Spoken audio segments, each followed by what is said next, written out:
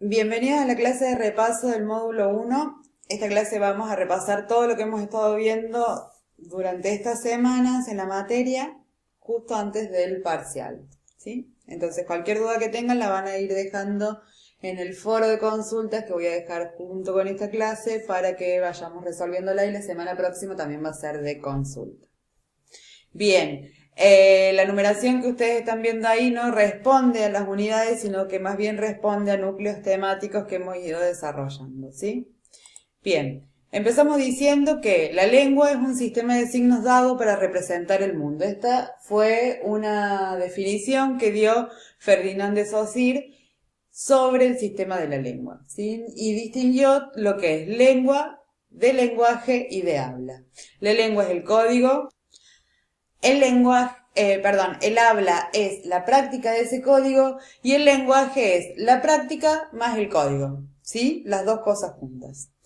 Bien, dentro de esto tenemos a la gramática, que la gramática va a funcionar como una disciplina y como un objeto de estudio.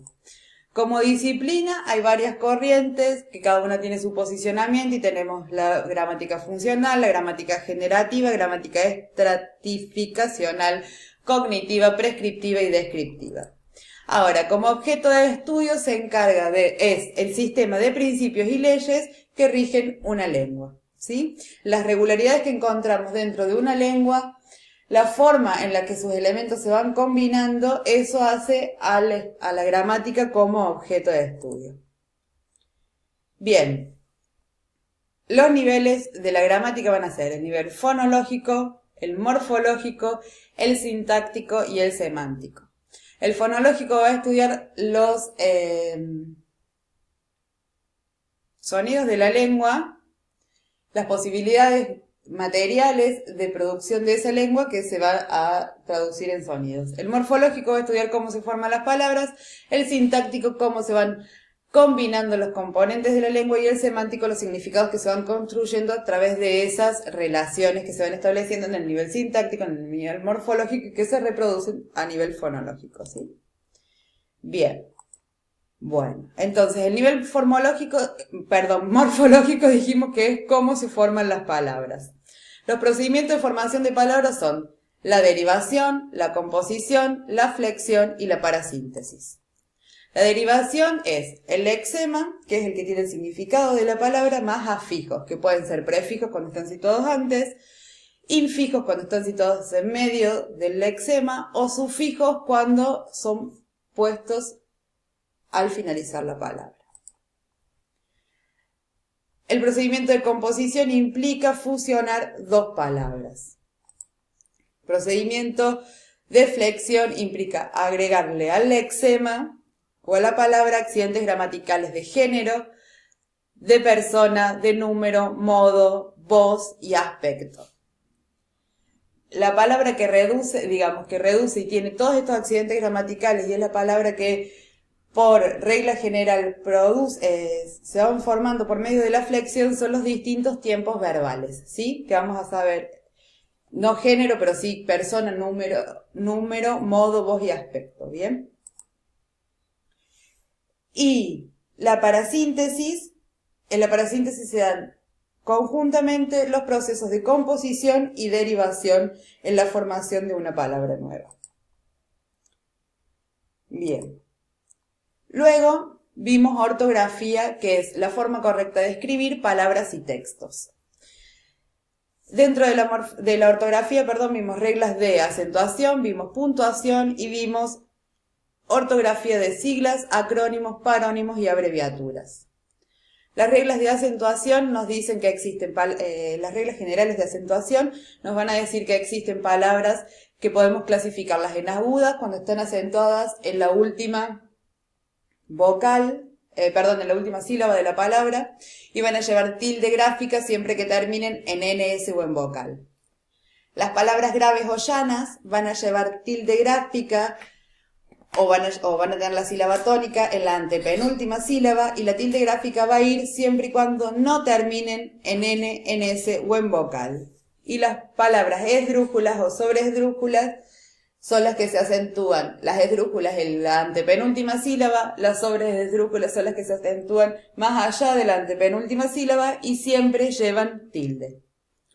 Luego vimos en reglas especiales de acentuación la tilde diacrítica, que es un tipo especial de tilde que llevan los monosílabos, que por regla general no se acentúan con tilde gráfica, pero cuando existen dos monosílabos que tienen la misma grafía, como puede ser T de pronombre personal y el T de la bebida, ahí vamos a ponerle una tilde gráfica al T de la infusión para diferenciarlo del T pronombre personal.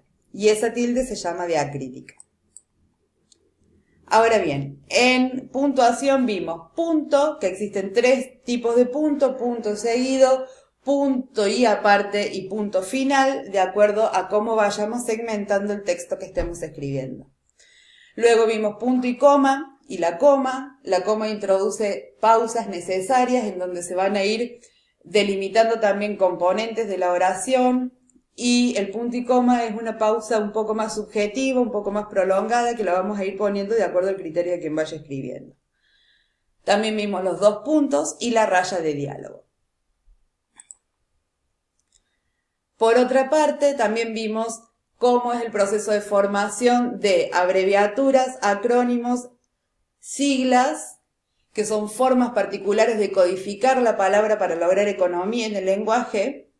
Y después vimos también ortografía de parónimos, que los parónimos son palabras que se escriben o suenan muy parecido, pero que se escriben distinto y que tienen significados distintos. Entonces vimos cómo distinguir, según cómo se escriben, significados distintos de palabras muy parecidas. Ok, por último, y más o menos al principio también, empezamos a ver las categorías gramaticales. Dentro de las categorías gramaticales empezamos viendo al artículo. El artículo determina el sustantivo, estableciendo la relación que media entre el hablante y la cosa que va a decir, o sea, la cosa que está significada por el sustantivo, y concuerda con él en persona y en número. Los artículos se van a clasificar en determinados, en los, las e indeterminados o en neutro, ¿sí? Bien. Luego vimos sustantivos, que sustantivos son palabras que identifican objetos, personas o lugares y sufren los accidentes gramaticales de género y de número. Los vamos a poder clasificar en propios y comunes, abstractos o concretos, individuales o colectivos. Propios y comunes va a depender de cuán individualizada esté la cosa de la que estemos hablando. Abstractos y concretos tiene que ver con la materialidad de la cosa. Si se trata de una idea o de una cosa que yo puedo percibir por los sentidos, va a ser concreta. Si es una idea, un sentimiento o un pensamiento, va a ser abstracto. Y luego van a ser individuales o colectivos según se nombre a través del singular un solo objeto, como puede ser abeja, o un grupo de objetos a través de una palabra singular, como puede ser enjambre. Enjambre es un sustantivo concreto y colectivo, ¿sí? Ahora, las relaciones que existen entre los sustantivos, de acuerdo al significado, van a ser de sinonimia, cuando son dos sustantivos que tienen un mismo significado, son dos palabras distintas que significan lo mismo, hacen referencia al mismo objeto. Pues la relación también puede ser de antonimia, que es cuando son dos sustantivos que representan conceptos contrapuestos. Hiperonimia e hiponimia son relaciones de significados que tienen que ver con generalidades y con casos concretos. Por ejemplo, puedo decir que flores son todas y clavel es un tipo de flor. Entonces, el hiperónimo va a ser flor y clavel va a ser un hipónimo de flor. La homonimia son palabras que se escriben iguales pero que significan distinto, como todas las acepciones que puede tener la palabra banco, que puede ser un banco para sentarse, puede ser un banco como una institución financiera o puede ser un banco de arena, por ejemplo. Y las relaciones de paronimia, que son las que vimos antes también, que tienen que ver con estas palabras que suenan parecido, pero se escriben distintos y hay que prestar atención porque esa diferencia en la escritura hace a la diferencia de significados. Bien, después también vimos el adjetivo, que es otro determinante del sustantivo, y esta vez lo van a determinar caracterizándolo, o sea, nombrando características específicas que tiene ese sustantivo. Y va a concordar con el sustantivo en persona y en número. O sea, si es femenino el sustantivo, el adjetivo va a estar en femenino, y si es plural, va a estar en plural o singular o en masculino, de acuerdo a cuál sea el caso. Los adjetivos se clasifican en calificativos cuando dicen una característica específica de la cosa. Por ejemplo, el guardapolvo blanco. Blanco va a ser un adjetivo calificativo del sustantivo guardapolvo. Y va a ser gentilicio cuando se trata de un adjetivo que tiene que ver, que hace referencia al lugar de origen de la persona. Por ejemplo, a un nativo de Santa Fe le vamos a decir santafesino, y ese adjetivo va a ser gentilicio.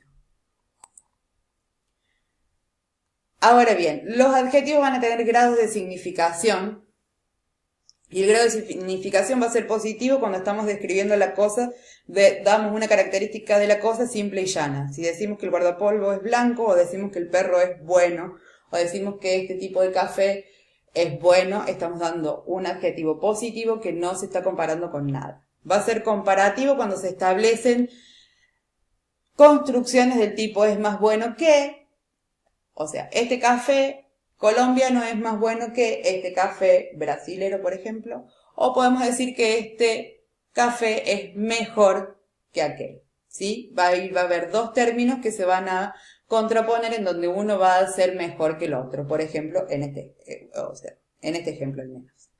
Y luego, el otro grado que tenemos de calificación es el superlativo, que es ya cuando estamos hablando de lo mejor dentro de eso, que a los adjetivos se le va a agregar el sufijo, ísimo, como buenísimo, o va a existir una palabra específica que va a expresar esa superlatividad, que en este caso, en esta serie de ejemplos que venimos con bueno, mejor, óptimo sería la mejor opción de todas.